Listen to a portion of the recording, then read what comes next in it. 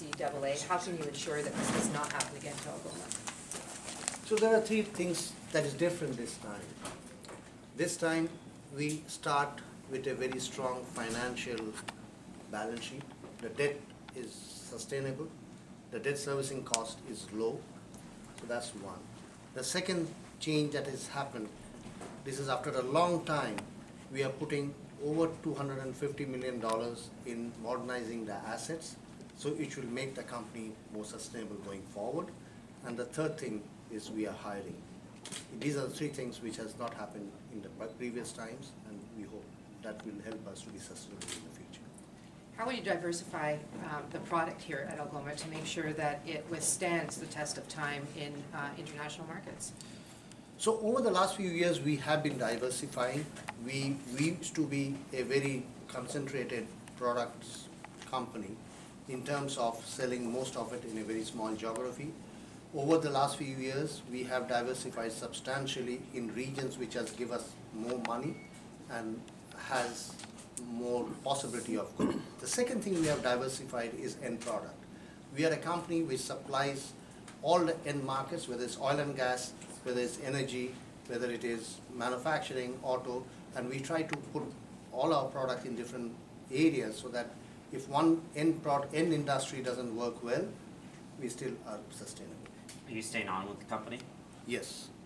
And to the businesses, there's $25 million is estimated that local businesses will be that lost out on this. What do you say to local businesses? Why should they want to do any business with Algoma, especially with how they've been treated over the past couple of years, seeing you guys just wipe out all the debt that you owe them? So, you see, going forward, the company, as I said, will be spending over $250 million, which will really be a huge benefit to the local businesses.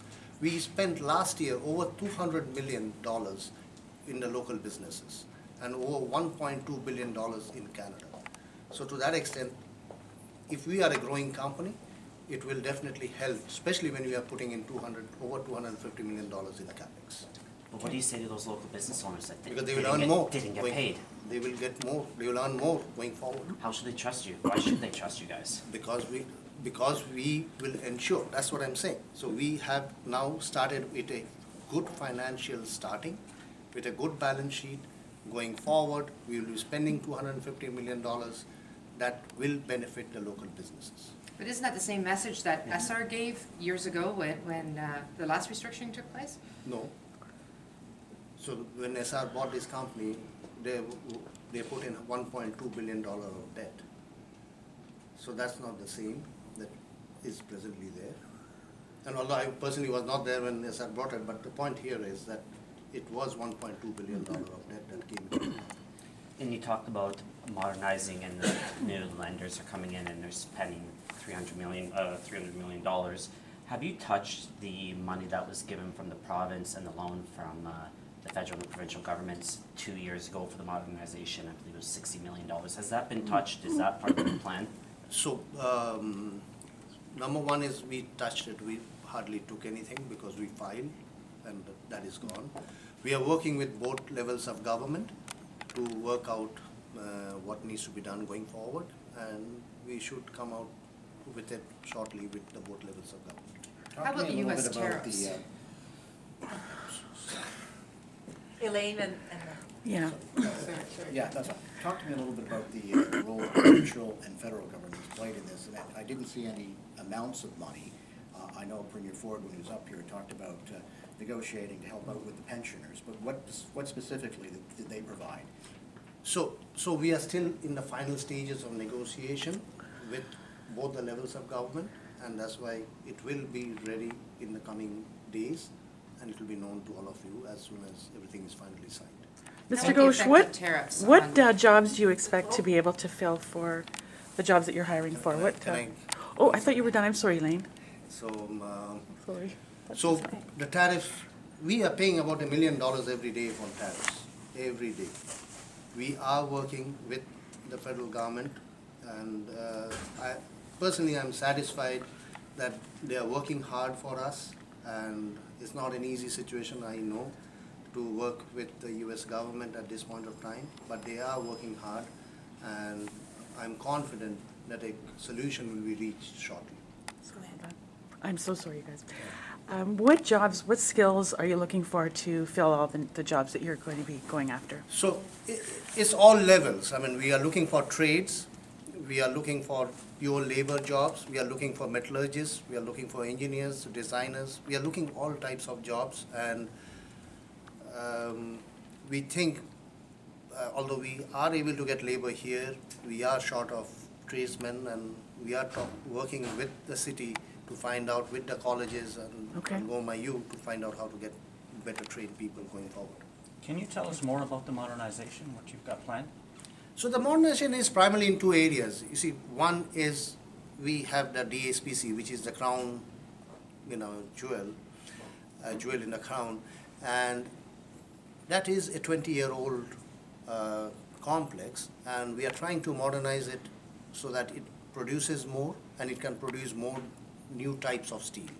The second type of modernization is happening primarily in the plate and strip mill, which is again a very old complex, and we are modernizing it so that again we can produce more plate. We are the only plate manufacturer in Canada, and it is a strategic product for any country, and we want to increase the plate production, and we want to produce plates for the Navy and also for shipbuilding, for bridges and other infrastructure projects, which we can't produce today.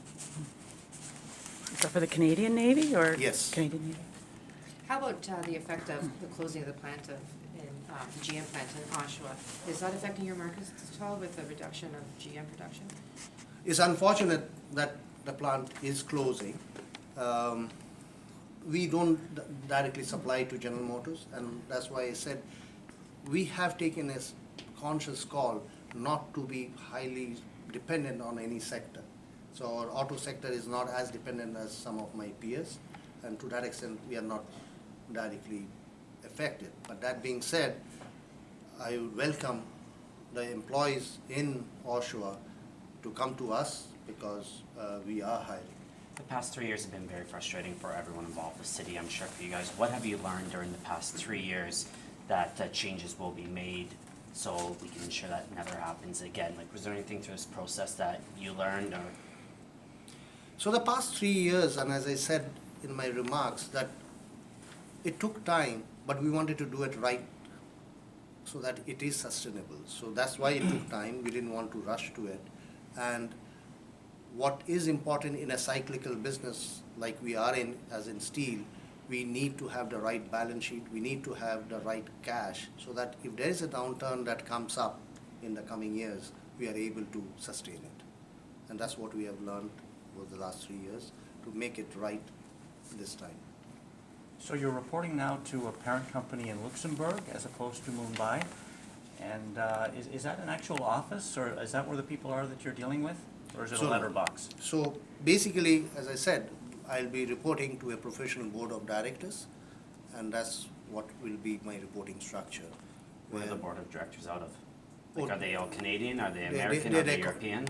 No, they're a combination of Canadians and Americans. I think it's in there, in your. We have that, You yes. have the list. There's a roster in your background. Yeah. Is there a lead company in terms of the ownership? Is there someone that's? It's a group of investors. It's a Yeah. group of investors, It's but not- technically, we are governed by a professional board, like any good Canadian company, and we'll be run by the professional board, or managed by the professional board.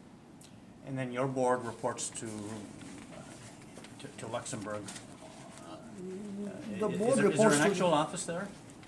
No, the board reports to the shareholders, and as I said, the shares are distributed to a huge group of investors.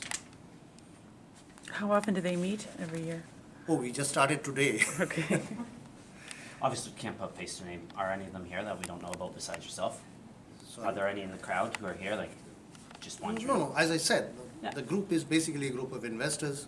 For me, or for the company, it is managed by a board, a professional board, where you have the names. There are people both from steel, finance, and manufacturing sector. No, I'm just wondering if anybody's here today, because I Is there wouldn't any be able to local- point them out. Yeah. I don't know who they Well, are. you can ring them. No, it's not.